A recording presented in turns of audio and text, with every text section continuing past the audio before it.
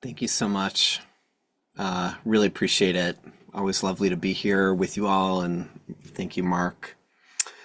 Um, had a conversation with a friend a week or so ago, in which she was talking about a family trip, and it was like a tough moment, a tough time on the trip. Kids were getting upset and cranky. And in fact, she realized that everybody in the family was pretty miserable. And of course, there they are on their vacation that they've been planning. And she then said that she imagined herself in the future, looking back on this trip and this beautiful place that they were at. And she thought, you know what? I don't think I'm going to remember all the kvetching. I think I'm going to just really remember that we were here and it was great to be together in this beautiful place. And she said that when she had those thoughts about her future understanding of her present moment, it really impacted how she was able to then be in that experience on the trip. And this is, I think, an amazing experience. And it's one that is connected to our mindfulness practice. And in fact, I want to expand it a little bit more to say that, of course, when we are in our meditation, in our mindfulness practice, we're really intending to be present, meaning in the present moment. And of course, the present moment is always flowing. The present moment is not a static thing. So being in the present moment is about being, as Rabbi Alan Liu, Zichrono Livracha, he described as being flush with the present moment, meaning right up against that present moment as it's continuing to flow and move. But it's also true that we harness our faculty of memory in a significant way in our mindfulness practice. And this is also true just in Jewish religious thought and Jewish religious practice as well, and Jewish spiritual practice more broadly beyond mindfulness meditation. Throughout Jewish tradition, we're always coming into contact with reminders, zechirot, in our texts, in our rituals, the mezuzot on our door frames, blessings, etc., things that are intended to remind us of a way of being and to bring us into contact with our present moment. Because it's actually kind of amazing if we think about it. When we think about the past, that thinking is taking place in the present moment. So even when we have an awareness of the past, it's not like we go into the past. We're thinking about the past in the present moment.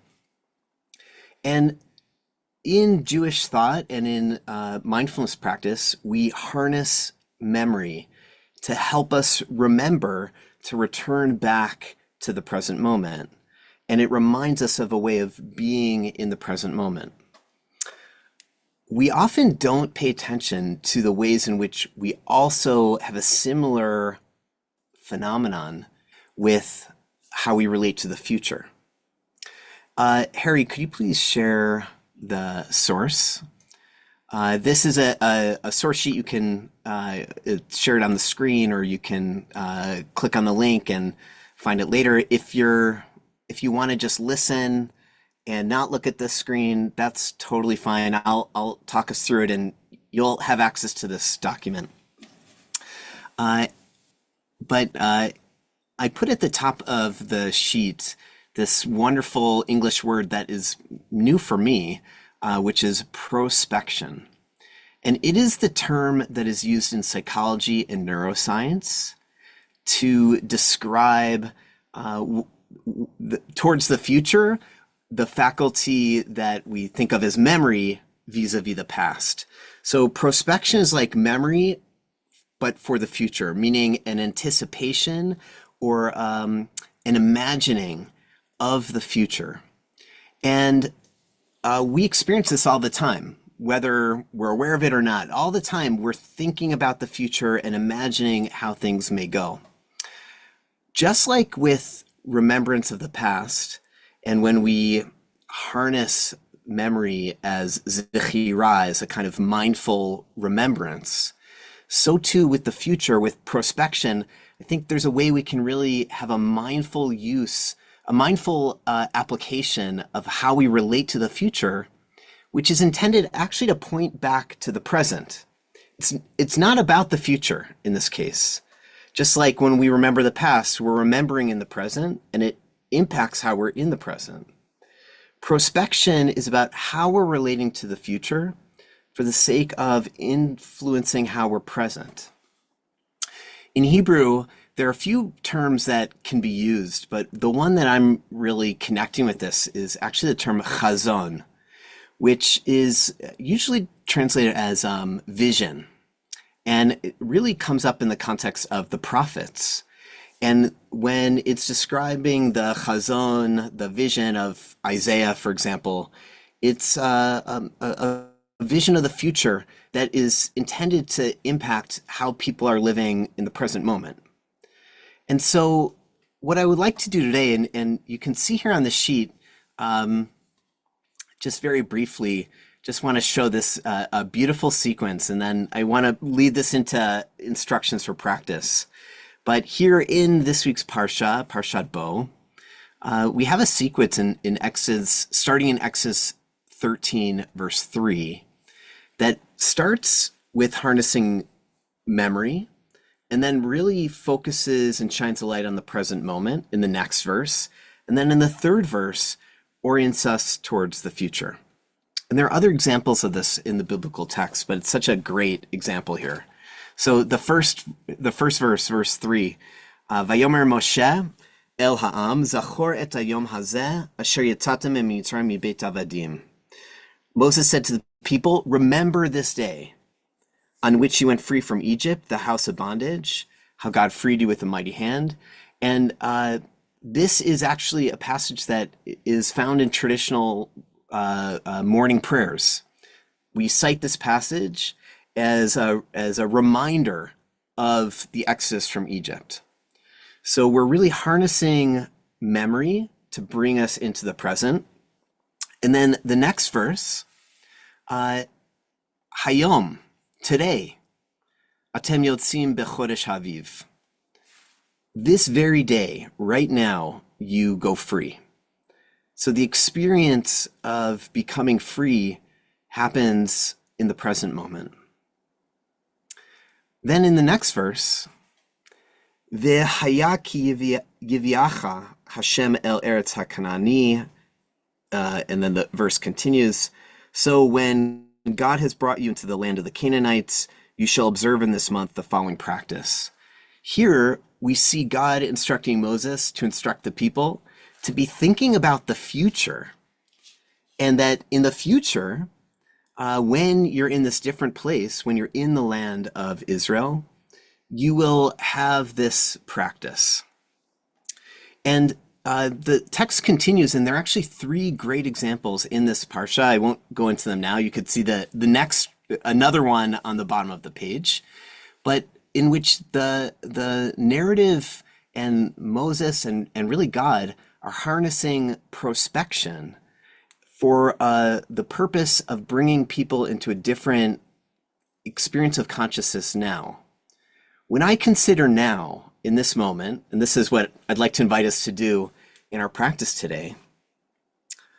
So as we're settling in, to begin by imagining a future, and actually we can stop the share now. Thanks, Harry.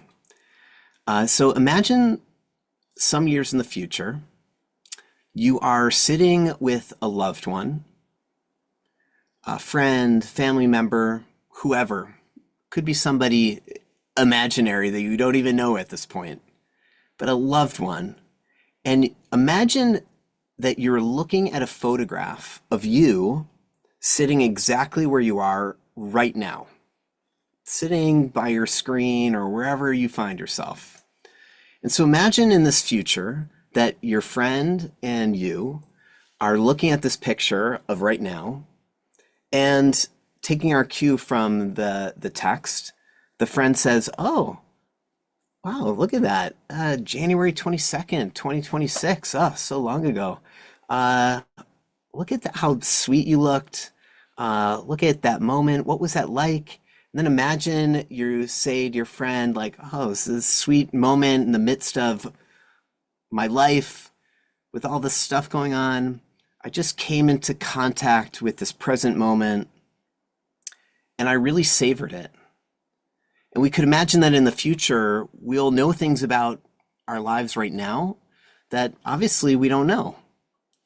And so we're inclining ourselves in this present moment, informed by this prospection, this chazon, this imagining of the future, to influence how we may be present. So imagine in the future we were to think about right now, and we could give ourselves advice about being awake and alive and present. Imagine the future you giving yourself advice right now, in the next 15 minutes. Take hold of this life. With each breath, feel alive, feel present and connected. And as our attention wanders away, we can remember that future, that prospective future, and return our attention back to this present moment over and over again. So let's try it out. I'll ring a bell to start our period and to close.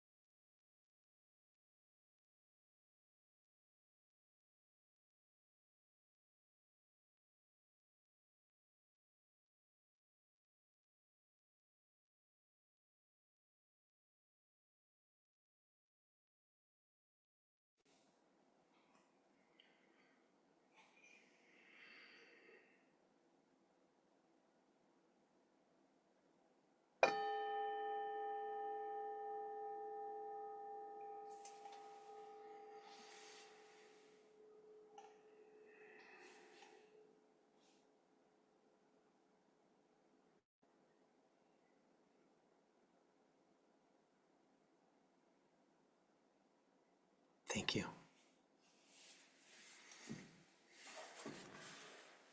Thank you so much, my friend.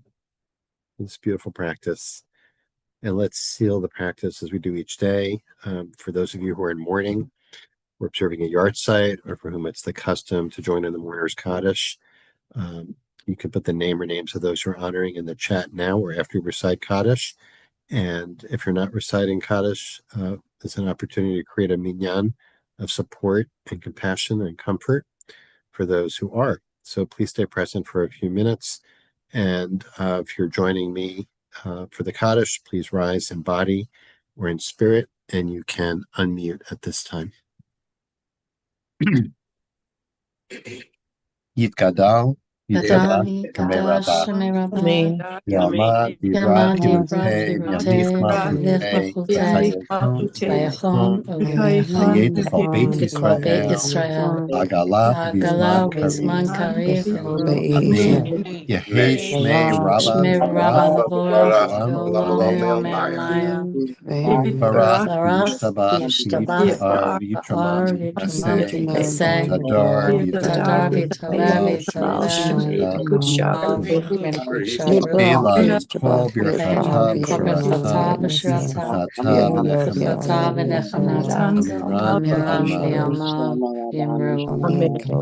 Yehi Shlama Rabba Shlama Nishma Rabba Nitshmaya, V'Chaim Aleinu L'chaim V'Yachol Aleinu, V'yachol Yisrael Yisrael, Amen. Amen. Yaseh Shalom. Yitza Shalom Bimama, Yaseh Shalom. Asas Shalom, Aleinu V'Yachol Aleinu V'Yakol Yisrael Yisrael, B'Kol B'Chol Yoshvei Yoshvei Tevel Tevel, Imru. Imru. Amen. Amen. Good one. Friends, thanks so much for joining us today. And if you're leaving us now, we'll hope you'll join us to sit together into Shabbat. We'll be led tomorrow by Rabbi Benjamin Ross. We look forward to that very much. And if you're leaving us, we won't see you tomorrow. I want to wish you Shabbat Shalom. Many of you might be in the path of this winter storm, and we hope you stay safe and well. And we hope we'll see you next week. We'll be here for a full week of practice next week, Monday through Friday. And of course, as always, you're welcome to continue just to sit with the beautiful guidance that Jordan shared today. You can turn the sound off on your device, and we'll be here to hold space for you. Or you can join us for conversation. If you have a question, I imagine there might be some questions for Jordan. You can put a question all in caps in the chat and put your question in. I'll try to work it in. Thanks so much, Jordan. Beautiful as always. Thank you.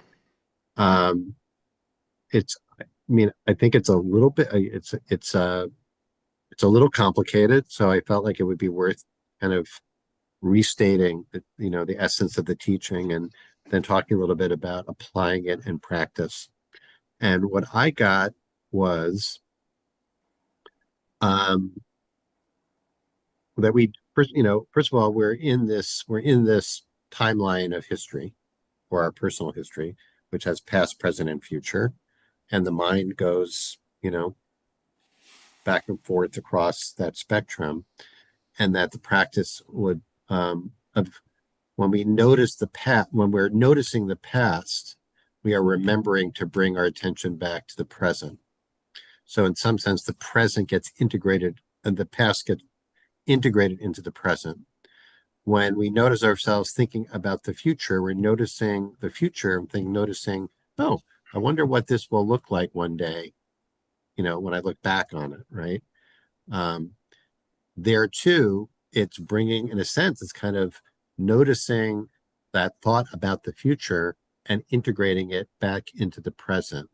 So I just want to be clear, is that what you were suggesting, that just as we remember the past, and that's kind of a signal to us to come back to the present, not just like forget about the past, come back to the present, but actually bring that awareness of the past into the present. Or I notice, I'm worrying about the future, or I'm, as people say, future tripping, right? Come back to the present. Don't do that. Don't think about the future. Live in the moment, be in the present here, versus, I'm actually bringing what I am noticing about the future into the present. Does that make sense? That distinction? Yeah. Yeah. Yeah. Sorry. I realize it is complicated. But I think at also, first, but also simple, like all great right, teaching. right. I think it's also simple. And I think it's so here's maybe another way to say it. Um, there, there are different ways that we may potentially be relating to the past and the future in our lives and in our meditation practice. And it's more a question of how are we relating and orienting towards the past and the future. We can actually never leave the present. So even if I spend a whole period of meditation thinking about the future or the past, I've never left the present. My consciousness is not aware of what's happening in the present, but I've never left the present. I can't. And yet our minds can touch the past and the future in different ways. So just like I could sit in a period of meditation or walk around my day thinking about something that happened and feeling like tremendous regret and angst and heartbreak, and that may be just what is needed. But it may also be the case that it is not helpful and it is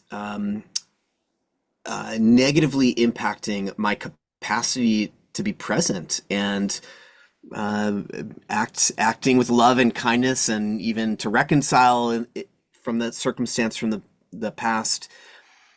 It's a question of how am I relating to the past? And so our tradition, and I should say, it's the same with the future. So when I'm thinking about the future, how am I thinking about the future? What am I thinking about?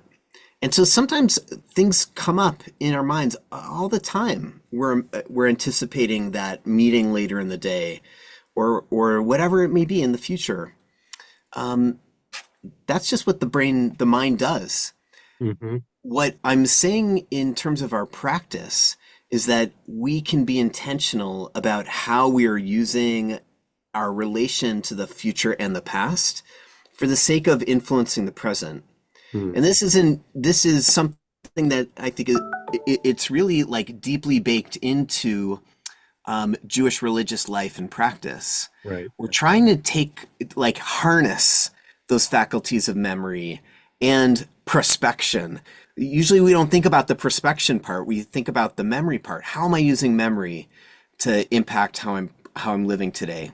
Well, the whole messianic concept, I think, goes to that, right? Because that is, Totally. future oriented, and yet hasn't happened, but we look towards it and bring it into it informs the present.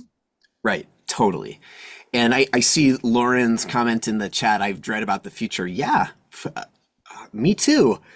I think about, and this is a really amazing example that is such an inspiration to me. Viktor Frankl writes about in Man's Search for Meaning about standing in the concentration camp in Auschwitz. And he was a lecturer in psychology before the war. And I think he was a lecturer already, or he was anticipating being a lecturer in the future. And he talks about in this book that at one day in the camp, he started imagining himself in the future in a lecture hall, teaching about the psychology of being a prisoner in the concentration camp. And it totally shifted how he was able to be present in his experience of hell. It gave him a bit more freedom. There was like a hope. There was a messianic future that was informing his present moment. So we can, with intention, draw upon a future vision of our lives and the world that we don't know if it's going to happen, but it can for sure influence and inform how we're in the present, perhaps making it more likely that such things would happen in the future. Yeah. Sharon, I hope I'm saying your name right. In the chat, use this phrase, spiritual imagination, um, which was what that's like, that description of Viktor Frankl. It sounds like a great example of that Yeah. spiritual imagination. So I want to just dig a little bit deeper, Jordan, just to make it very kind of talk less practical. Like you gave an example of being kind of tormented by something that happened in the past in a way that is not serving, right? So say we're sitting in meditation and, something comes up, something we did or said that, right, that we're bothered by. So what's the guidance in the meditation practice from when that happens? Like it could be say like, well, I'll put that on the shelf, revisit that later. Right now, just come back to this moment, this breath, this sensation, etc. Right? Same thing with the future. Like I'm anxious about something large or small, and say like, you know, put that aside, come back to that later, come back to now, right? That's what I think is that the simple way of noticing the Yeah. time travel of the mind is that to use those as a stimulus to come back to the future. Say, oh, great, I'm thinking about the past. Thanks for reminding me to come back to the present. Oh, I'm Right. thinking about the future. Thanks for reminding me, future, to come back to the present.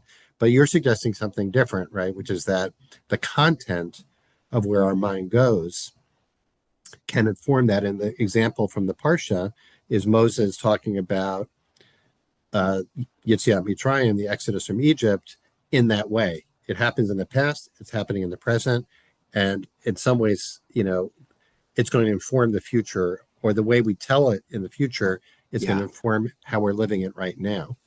Right. Exactly. It's amazing. Moses is like, hey, Israelites, as you're about to go through this experience of liberation, in the future, your children are going to ask you about it and they're going to ask you what it means. I Mm-hmm. can't help but imagine that impacted how people experienced it in the present. To Mm, imagine that in the future, I'm going to want to tell about this. right. So, but to go back to your question, it's both, is what Right. I'm suggesting that Okay. um, um, in my meditation practice, I'm setting my intention to be in the present. I'm not setting my intention to think about the past or the future. And I'm not suggesting that we do. I'm suggesting that we set the intention to be present in a certain way, right? Uh-huh. That there's a certain quality of being that we're bringing to bear in how we're experiencing this present moment.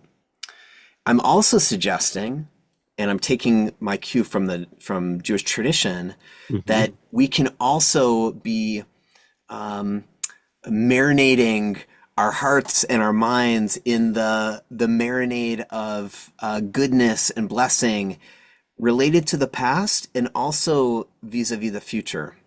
So that, and this is why at the beginning of our period of practice, I said, let's imagine this future. Let's do some prospection right now to set a tone, to set a kind of the climate of the heart and the mind, to inform it and really sweeten it by imagining a future of that helps us be in the present with more meaning and connection. So hold on there. So that's a good touchstone, I think, right? What you just said to help, if it serves us in being more, how do you put it? More present in the moment with more, speaking of memory, Yeah, what did I say? somebody With here more got it with presence. with press. Uh-huh. Oh yeah, with a like I'll say it differently, I think, but with more of a sensitivity to meaning and connection Mm-hmm. in the present moment. Yeah. Yeah, I really appreciate this. I mean, this adds a very significant layer onto what, we often just think about as mindfulness practice about really single-mindedly focusing on the present. And I really appreciate that, this expands the spectrum, right, in a way. And also it's kind of an advanced practice because it's really discerning about whether is this helping me be in the present? Is this like somebody wrote about the snowstorm coming and all the anxiety, like, is that actually helping, is that helping me be present and connected and loving in the present? Maybe not so much, right? But maybe you want to take that, like, how could you reframe that one?